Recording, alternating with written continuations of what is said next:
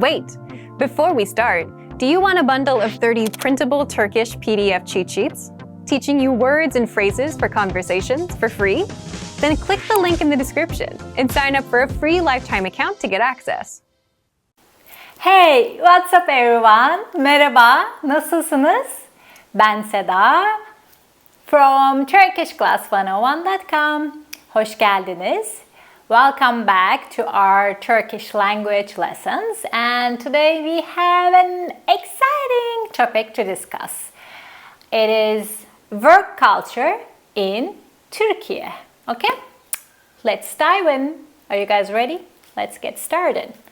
First of all, work hours. In Turkey, typical work hours vary, depending on the industry and the company.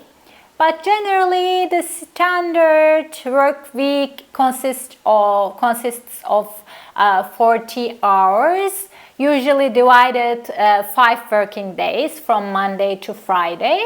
And offices and businesses commonly operate between 9 a.m. 6 p.m. Okay? But work hours can vary, and some jobs may require employees to work beyond these typical office hours.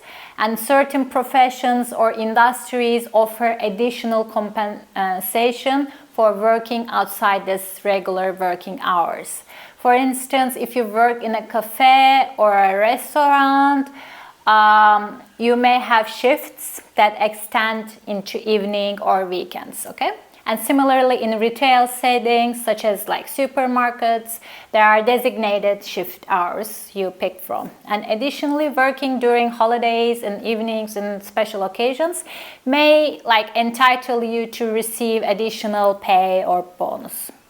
And shops and businesses in Turkey generally have longer opening hours compared to maybe Europe and America. And this extended time frame, of course, requires employees to be there in these sectors to work longer hours. For instance, professions like hairdressers, salon workers, or the other service providers often have longer working hours to cater customers' needs. And furthermore, Turkey's film and TV industry is known for its demanding schedules. People working in these sectors often complain about excessive hours and lack of work-life balance, leading to strikes and labor actions. Okay, I think that's it. And the next part we have to look at work socialization.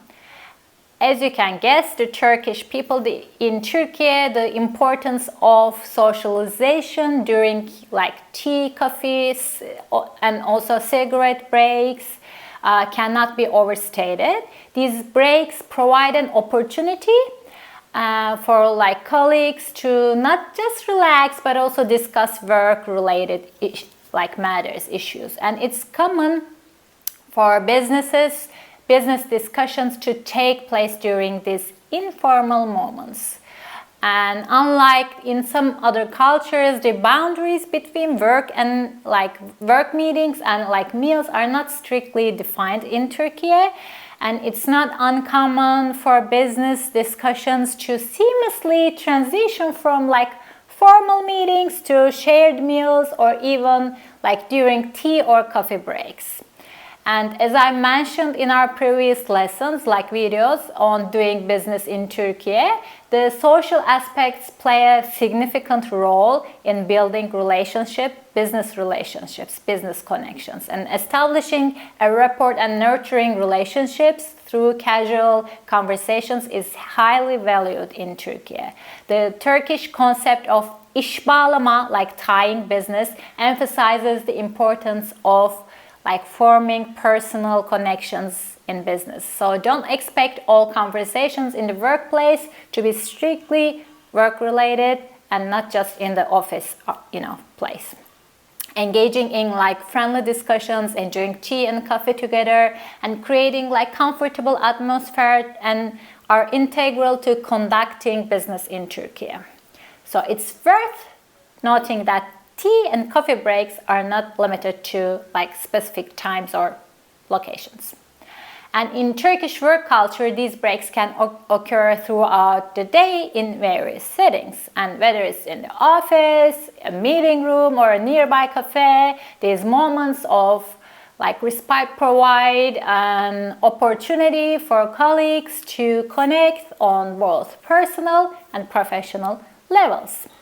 So that's wrap up like Turkey's the workplace, the significance of tea, coffee, and also cigarette breaks in Turkish work culture.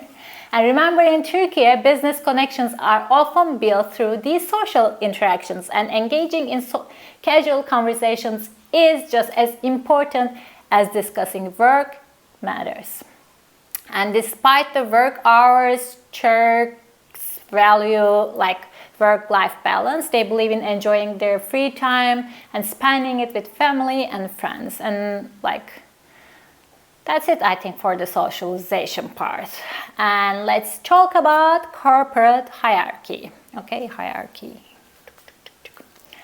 When it comes to corporate hierarchy and like relationships, Turkey follows a formal structure. And companies usually have a clear chain of command with a hierarchical structure, like where decisions are made by top-level managers, and like respect for authority and age also is important. And employees typically address their significant, like their superiors, by their titles or using the term hanım or bey. Hanım for woman, such as Seda Hanım. Bey for man, such as Ali Bey. Okay? First name, then Hanım or Bey, not the surname, last name.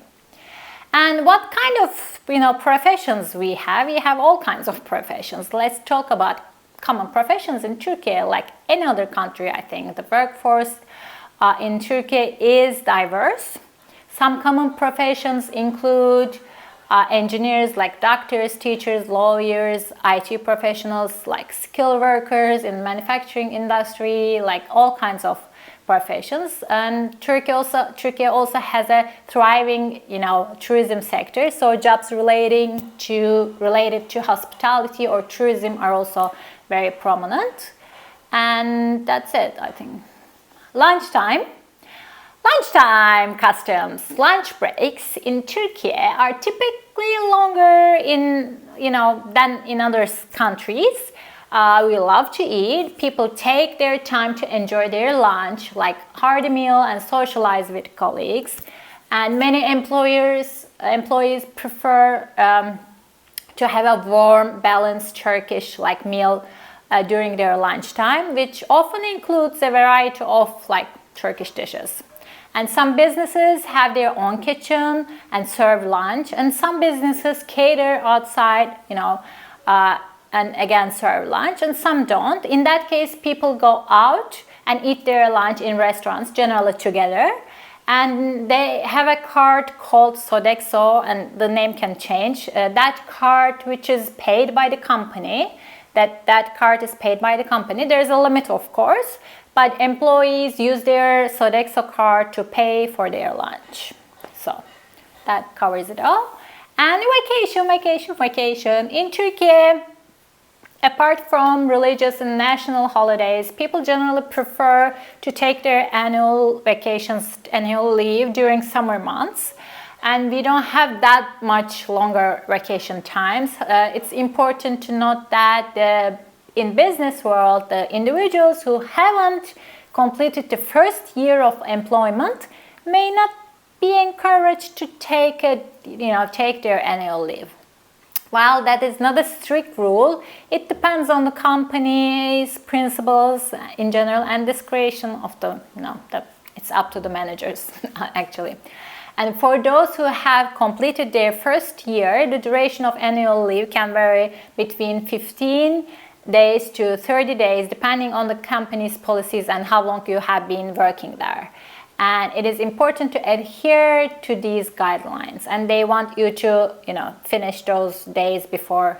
They don't want to, leave your days to the next year. And planning your vacation in advance and discussing it with your, employer is highly recommended. And doing so, you can assure smooth faster process and avoid any potential conflicts and misunderstandings. And the dress code. Corporate companies often have stricter dress codes, which are determined by regulations. Generally, a business casual attire is preferred. On the other hand, like agencies and similar workplaces tend to have more relaxed dress codes, and government and public institutions have actually stricter dress codes, which are determined by their own regulations, and these regulations outline the specific attire that employees can and cannot wear.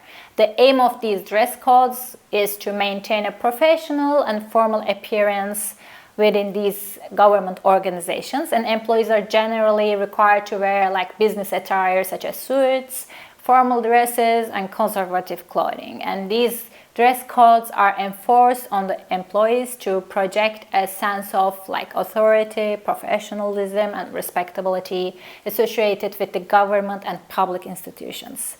And compliance with these dress codes is important for employees to uphold their reputation and image of these organizations.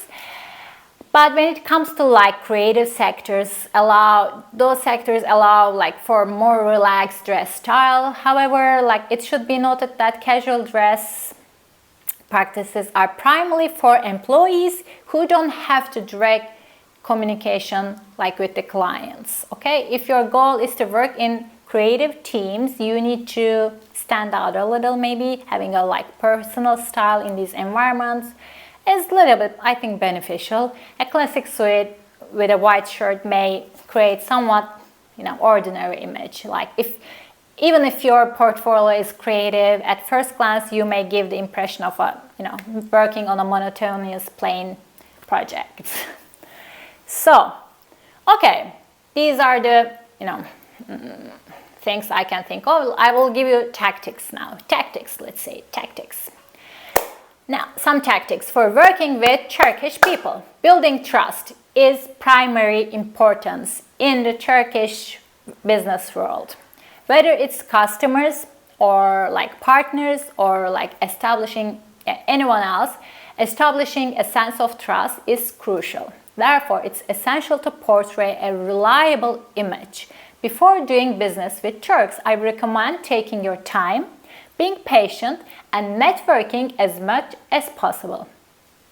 Consider specific number of family-owned businesses in Turkey. Remember that personal relations can open important doors in the business world. Okay? And just like in another country, Turkey has its own cultural codes. Since Turkey combines Eastern and Western values, it's beneficial to familiarize yourself with the cultural norms beforehand. Pay attention to greetings, table manners, gestures, language style, as well as national and religious values. Okay? So the next thing I can think of, Turks appreciate and value humility. They don't like arrogance. I can say we don't like arrogance. I don't know, this is generalization, but true. As long as you show respect and honesty, you won't face any issues while working with Turks. And respecting the cultural values of the Turkish people will help you establish a good long-term relationship with them. Okay? Decision-making process in Turkey can sometimes be slow. You may need to have multiple meetings before reaching a conclusion. Therefore, it's important not to rush and patiently wait for the other party to make decisions. And I talked this about in my business video. The other thing is, however,